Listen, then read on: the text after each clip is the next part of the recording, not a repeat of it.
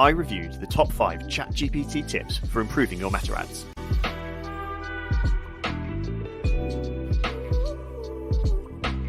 So in today's video, I'm going to go through the top 5 tips that ChatGPT gives for improving the performance of your meta ads. I'm going to go through each one by one and either give it a like or a dislike based on whether it's an actually viable strategy in 2023. So let's get into it. Let's analyze these 5 tips and see what they say. Okay, so tip number 1 is all around audience targeting and the different types of audiences that you can use within your meta ads. So these can run from your kind of interest in demographic audiences. So I want to target 18 to 24-year-olds. I want to target 18 to 24-year-old males who are interested in football. I want to target people who look like people who are buying my product. And actually, this advice sort of goes against some of Meta's own best practice principles, which can be summarized in what's called the Performance 5. So the Performance 5 are 5 core principles for how you should set up your campaigns, your ad sets, and your ads. And these can largely be summarized by lean into Meta's AI targeting. So the Performance 5 focus on account simplification, reducing down the amount of ad sets that you've got in play. It involves dynamic creative.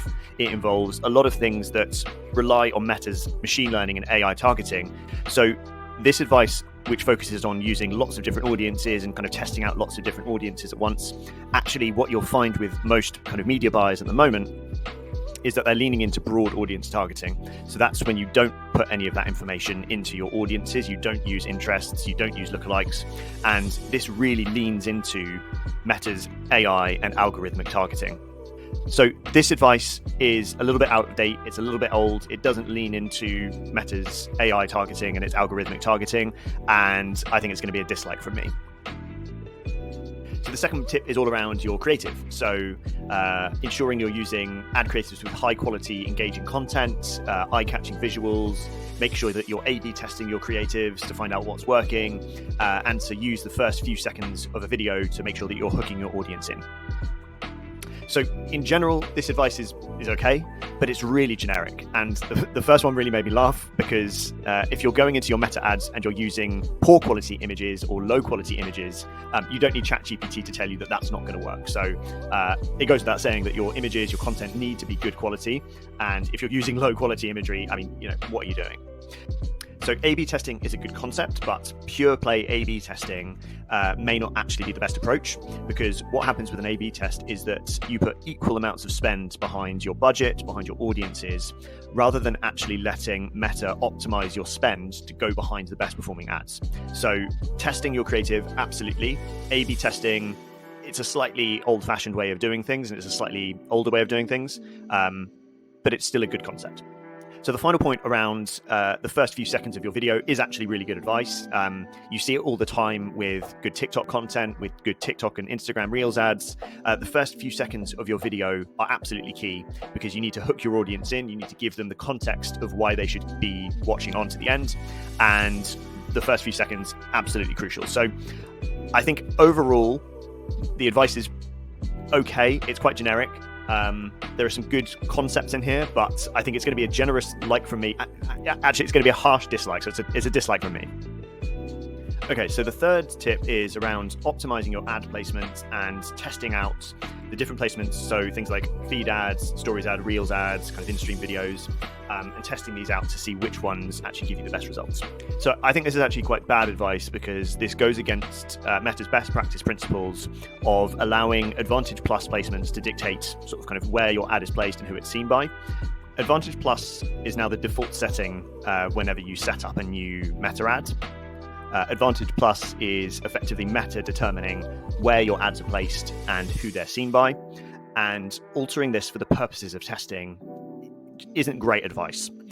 You should, of course, be looking at the relative performance of your different ad placements. You need to know how your Reels placements are performing, your Stories placements are performing, your feed performance.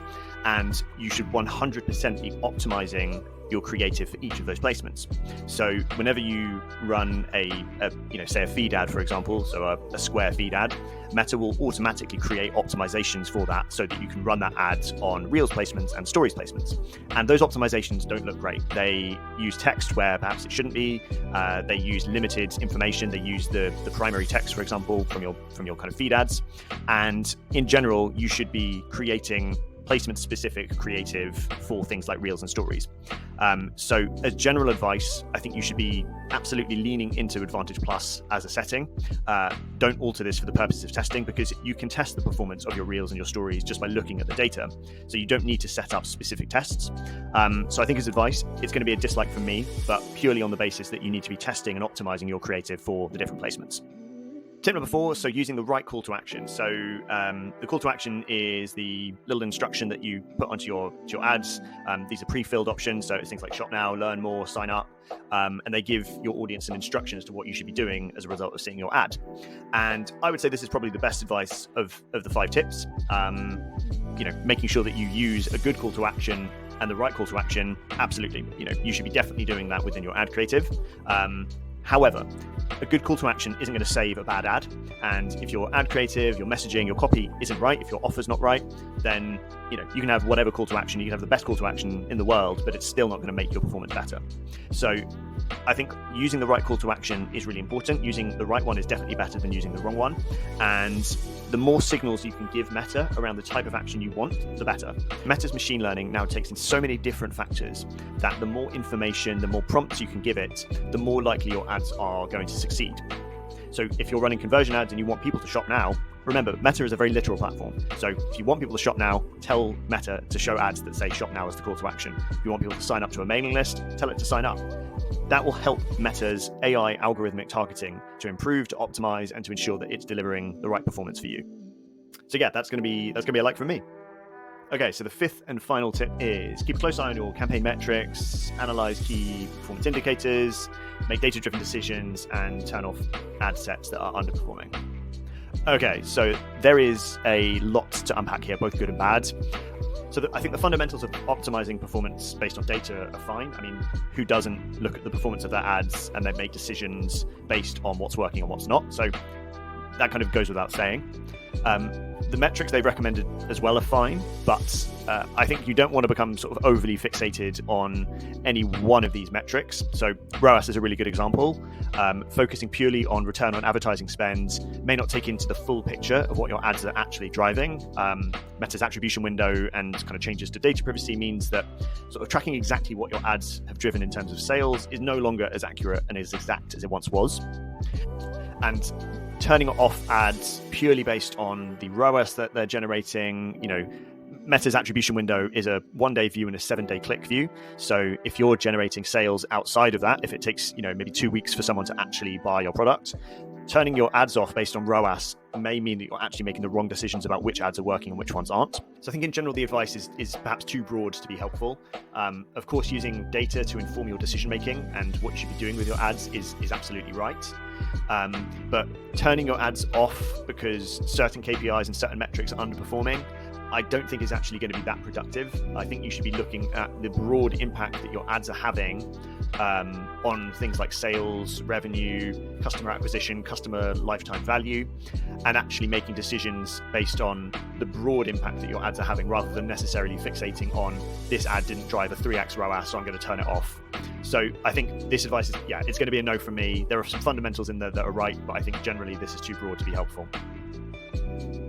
So there you go, 5 ChatGPT tips for improving your meta ads, 4 dislikes, 1 that was on the fence, and 1 that was actually quite good. So let me know what you thought of the tips that ChatGPT gave, whether or not you agree with my assessment of them, and let me know in the comments. Obviously, keep liking and subscribing if you want to see more of these videos, and we'll make more.